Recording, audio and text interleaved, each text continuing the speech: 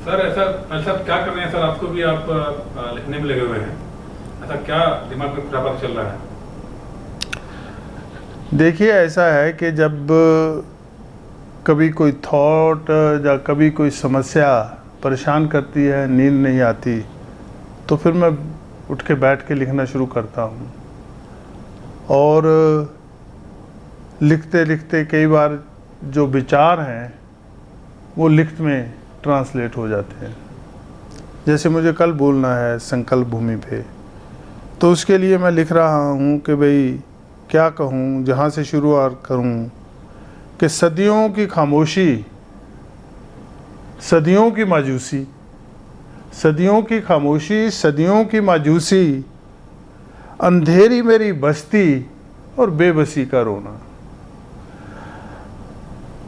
कभी सूखी रोटी खाना, कभी जूठी रोटी खाना, कभी माँ के समझाने से भूखे पेट सोना।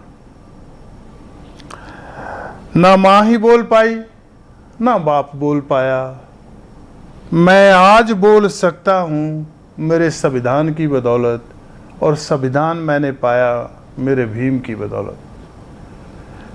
कभी आज आप बोलते हैं, इधर मैं बोलता हूँ, मुझे तो लगता है कि आज सारा बहुजन बोले मेरे भीम की बदौलत, और भीम ने दिया संविधान की बदौलत। इसलिए मैं ये सोचता हूँ, कल आदेश दूंगा कि मेरे लोगों को जय भीम, जय संविधान और नमो बुद्धा का ऐसा शोर मचाना चाहिए सारे भारत में, क्योंकि आज हमारे पास बाबा साहब ने बोलने की शक्ति दी है, राइट दिया है। कुदरत ने हमें बोलने की शक्ति दी थी, हम बोल सकते थे, लेकिन जो जहाँ की व्यवस्था थी उसने वो अधिकार हमसे छीन लिया, वो कुदरत का दिया हुआ अधिकार भी हमसे छीन लिया। बोले तो टांग काट देंगे। कानों का काम था सुनना, कुदरत ने जो हमें शक्ति दी थी कि हमारे कान सुन सकते थे, लेकिन मनुस्मृति ने हमें कहा कि अगर सुना तो आपके कान गरम शीशे से, तेल से उसको फूंक देंगे।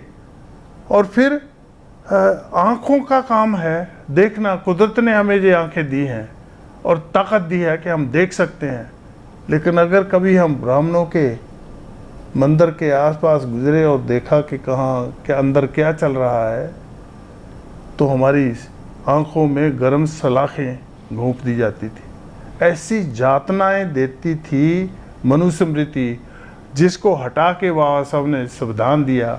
और आज संविधान ने मुझे देखने का भी अधिकार दिया, मुझे लिखने का भी अधिकार दिया, बोलने का भी अधिकार दिया, सुनने का भी अधिकार दिया। मुझे तो ऐसे लगता है कि आज मेरी सांसें चल रही हैं मेरे भीम की बदौलत। आज मैं जहाँ हूँ मेरे भीम की बदौलत। आपके बीच हूँ, आपका हूँ, आपके संग रहूँगा मेरे भीम की बदौलत, संविधान की बदौलत।